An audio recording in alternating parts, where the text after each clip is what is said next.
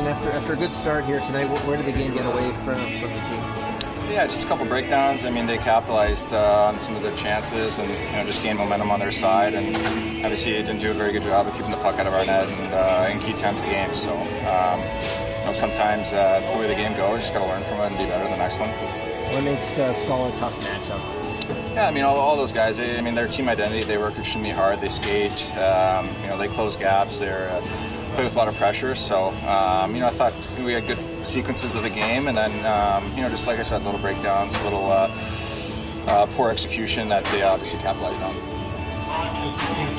You guys get a power play goal. You guys get the short handle. What do you think's kind of maybe not working on the power play at times?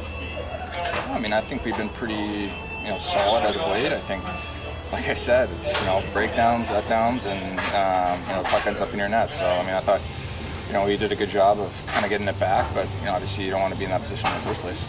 The first 10 minutes of this game was really dominant hockey by you guys. What can you take away from that part of the game? Just being more consistent, having that urgency, that level of detail throughout the full 60 minutes. When it's a 5-4 power play, do you have to do anything different on a defensive kind of set of things to prevent the shorthanded chances the other way? I think just being more cognizant, making sure that there's guys coming back and helping, and obviously with Mitchie back there, he's extremely good on the back end. So you've got a lot of trust in him. But it doesn't matter who's back there. You got to get back and then help out on odd mans going the other way, especially on the power play. What makes the Hurricanes such a difficult team to play against? They got a lot of speed. I think the hardest thing is when we let them do what they want to do. That's the hardest part. We get tired in our D zone. We can't generate offense from that, and we just got to shut down plays against them. And the hard team to play against. You got to match that and be better next game. What do you respect about Jordan Staal as an opponent? Obviously he's a veteran. He's a big body. He's been in the league a long time. He's an effective player. So, yeah. What did you see on your goal? Yeah, just try to get open there.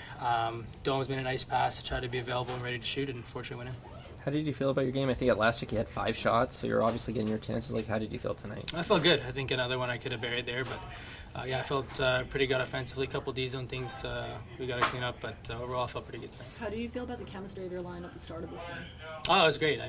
We just want to keep it simple and rely on our skills, and I thought throughout the game we did that. Second period was a little stale, a little bit. Third we got it back, but again, we just got to bear on our chances and keep going. Was the other one you thought you had was in the third when Kochetkov was down? I had no idea it was down. Okay. It was the other one. Well, I should have buried that one too, but yeah, it's just how the game goes. If you bury some that you shouldn't, and you get stopped on things you should bury. So it is what it is. Just keep shooting. What was your mindset coming off a night out of the lineup? Just motivated. Like I said, I prepare myself and come with energy. The positive from last game is I got rested, so I just want to take that and just come in the game and use my skill, use my strengths. Shooting the puck, moving my feet. That's what I try to do tonight, and yeah, just going like that. Leafs all in on center hunt. Treliving's bold moves could shape Toronto's future. As a die-hard Toronto Maple Leaf supporter, it's hard not to get excited about the latest trade buzz surrounding the team. Brad Treliving, the Leafs general manager, appears poised to make some daring moves to strengthen the squad's depth down the middle. The whispers of significant trades are growing louder, and Elliot Friedman of Sportsnet has added fuel to the fire with his recent revelations. The situation has become even more pressing as the Leafs grapple with the ongoing upper body injury to team captain Austin Matthews. Matthews has already missed the last 4 games, and while the team is doing its best to stay afloat, the need for reinforcements at center is undeniable.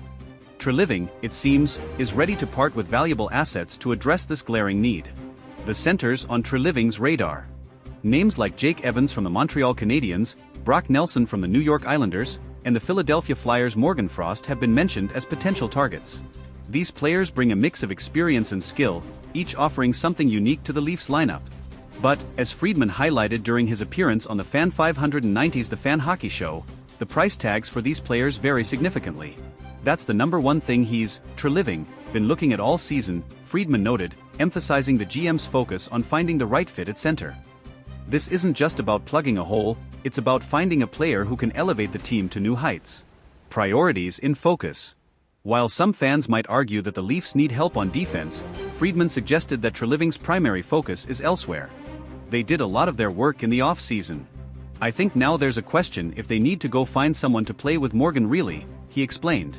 But, it's not their number one priority. I believe their number one thing all season has been, let's find another center. This clear focus on center depth speaks volumes about Treliving's strategy. The Leafs are willing to pay a hefty price, but there's a caveat: the player must come with term. Why term matters? The preference for term isn't just a strategic move, it's a sign that Treliving is thinking long-term. Rentals can be tempting, especially for a team looking to make a deep playoff run, but they often come with risks.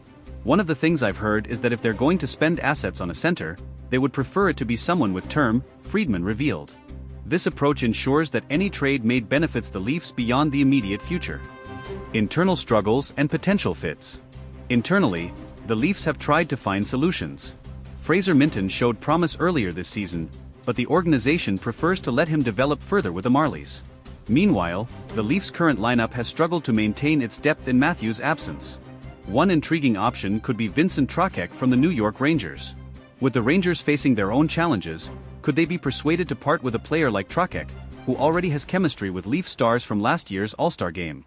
The road ahead. As the calendar flips to 2025, the trade deadline looms larger. Treliving's actions in the coming months will undoubtedly shape the Leafs' playoff aspirations and potentially their long-term future. For Leafs fans, the anticipation is palpable. Every move, every rumor, and every game feels like a piece of the puzzle. Treliving's willingness to swing for the fences shows a commitment to bringing a championship to Toronto, a dream that has eluded the franchise for far too long. Why this matters? This isn't just another season. This is a chance for the Leafs to solidify their identity as a contender. With Matthews expected to return and the possibility of a major trade to bolster the lineup, the team is poised to make a statement. Treliving's boldness, combined with the team's potential, makes it an exhilarating time to be a Leafs fan. Whether it's Evans, Nelson, Frost, or another unexpected addition, one thing is clear: the Leafs are in it to win it. So, buckle up, Leafs Nation. The journey ahead promises to be as thrilling as it is unpredictable. Treliving's moves could define the legacy of this team, and, hopefully, end the championship drought that has haunted Toronto for decades. The weight of expectations. The Leafs are no strangers to the pressure of the spotlight.